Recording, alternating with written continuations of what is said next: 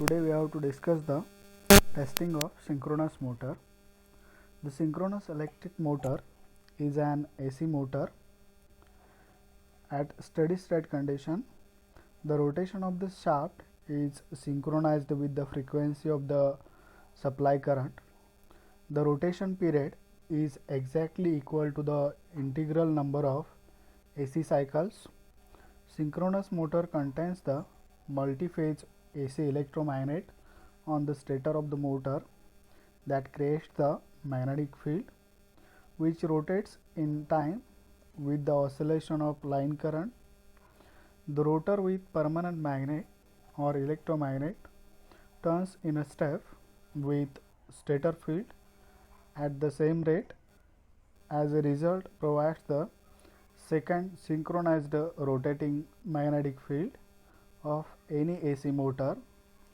A synchronous motor is also called as double field motor. The synchronous motor runs at synchronous speed. Because of that, this motor is called as a synchronous motor. The synchronous speed is the constant speed at which motor generates the electromotive force. The synchronous motor is used for converting electrical energy into mechanical energy. Synchronous motor has mainly two parts. First one is the stator and second one is the rotor. Stator becomes stationary and it carries the armature winding of the motor. The armature winding is the main winding because which induces the EMF in the motor, and the rotary carry the field winding. The main field flux induces in the rotor. The rotor is designed in a two-way, silent pole rotor and non-silent pole rotor. The synchronous motor uses the silent pole rotor. The word silent means the pole of the rotor projected towards the armature winding. The rotor of the synchronous motor is made up of laminations of the steel. The lamination reduces the eddy current losses occurs in the winding of the motor. The silent pole rotor is mostly used for designing the medium and low speed motor. The working of synchronous motor is very simple. Whenever the supply is given to the stator, it produces the rotating magnetic field and the rotor has permanent magnet. We have to given the DC supply to the rotor, it produces the poles N and S. That poles will be interacts with the rotating magnetic field and the rotor starts rotating because of force of attraction or force of repulsion. This is the parts of the synchronous motor and the working. Then we have to discuss test carried out on the synchronous motor. First one is the zero factor test. We have to conducting on the motor to find out the voltage regulation of the synchronous motor, and the second test is high voltage test on the synchronous motor. The main advantage of voltage regulation calculation of synchronous machine by zero factor method is first one, the voltage regulation of synchronous machine by EMF method or synchronous impedance method, and voltage regulation of synchronous machine by MMF method or ampere turn method. Drop due to the armature reaction is considered as a leakage reactance drop, and drop due to the leakage reactance is considered as armature reaction drop respectively. So these two methods are away from reality and does not give correct values of voltage regulation. Because of that, we have to use zero power factor method. Then second is, while calculating the voltage regulation of synchronous machine by zero power factor method, we separate the armature leakage reactance and armature reaction effects and calculating the voltage regulation, so we get the most correct value of voltage regulation by this method. For calculating the voltage regulation by zero power factor method, we have to conduct the two tests. First one is the open circuit test and second one is the zero power factor test. This is the open circuit test carried out on the synchronous motor. In that, armature is connected in star and potential divider is connected in series with the DC supply. This whole setup is connected in series with the field, which helps to adjust the excitation of the field winding. A group of 3 parallel connected pure reactors are connected to STTP S switch, and switch S we have to kept open. In this way we have to connect the circuit diagram as shown in figure. We have to discuss related to the procedure to conduct the open circuit test on the synchronous machine. We have to make the connection as shown in figure. Then with the help of prime mover, make the synchronous machine to run at synchronous speed. This speed is to be maintained throughout the experiment. Now switch on DC supply. With the help of potential divider, vary the excitation from 0 to rated value stepwise. Get the open circuit EMF from with the help of voltmeter. Then note down all the values which is required for the calculation purpose. Then open circuit characteristic of synchronous machine is plotted between IF and VOC, that is open circuit voltage per phase. Here IF is the field current and VOC is the open circuit voltage per phase. We have to note down the IF value, that is field current in ampere, and VOC is the open circuit voltage. Then we have to open circuit voltage is equal to phase or line, both values are same. Then we have to discuss related to the zero factor test. This is the circuit diagram. We have to connect the circuit diagram as shown in figure. Armature is star connected and potential divider is connected in series with the DC supply. This whole setup is connected in series with the field, which helps to adjust the excitation of field. A group of 3 parallel connected pure reactors are connected to TPST switch S. Switch S is we have to kept closed here. Then we have to discuss related to the procedure to conduct the zero power factor test on the synchronous machine. First step is make the connection as per circuit diagram. Now with the help of primer, make the synchronous machine to run at synchronous speed. This speed is to maintained throughout the experiment. As switch S is closed, power is delivered to the purely reactive load by synchronous machine. The power delivered to the load is to be maintained at its rated full load value by adjusting the variable reactance of the reactor and also by varying the excitation of field. Then fourth one is, as the load is purely reactive load, the alternator will operate at zero power factor lagging. Then here the value to be noted are not main, only two values are required to plot the graph for zero power factor test. Then we have to discuss to plot the graph to calculate the value of breakage reactance drop and armature reaction drop. Firstly, we need to draw the open circuit characteristic of synchronous machine curve. This can be obtained by plotting the graph between open circuit voltage against the field current, whose values are obtained by conducting the open circuit test on the synchronous machine.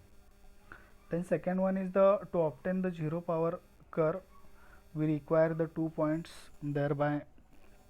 First one is at short circuit condition, field current required to give the full load short circuit armature current.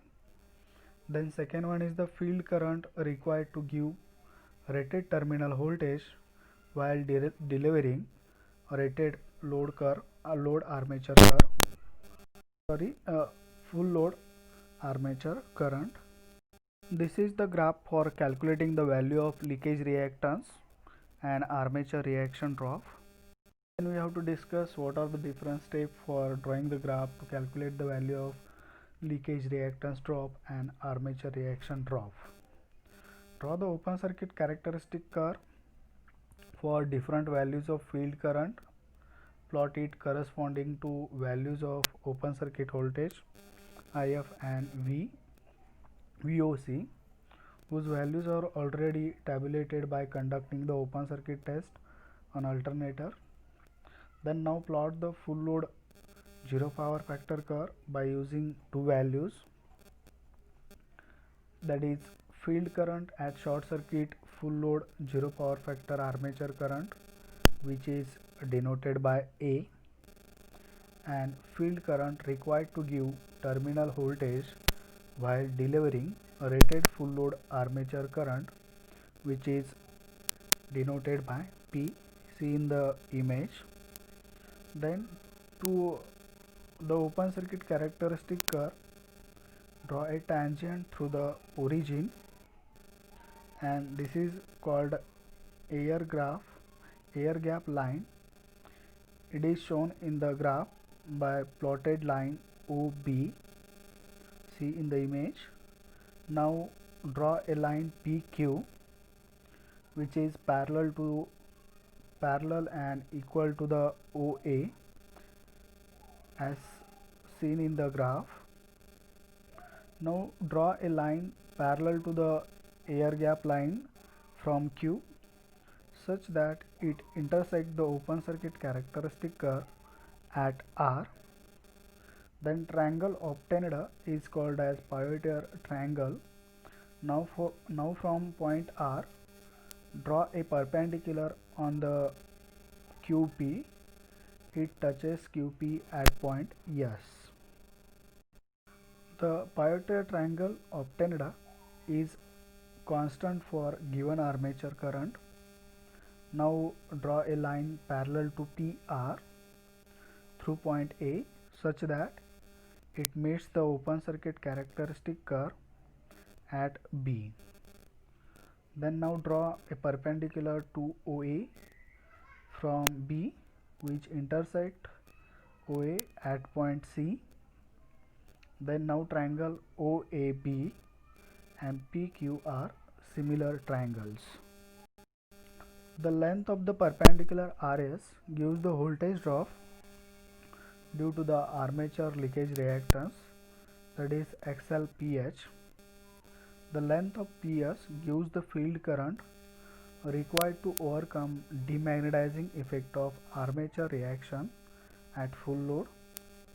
Then length SQ presents the field current required to induce an EMF for balancing the leakage reactance drop RS.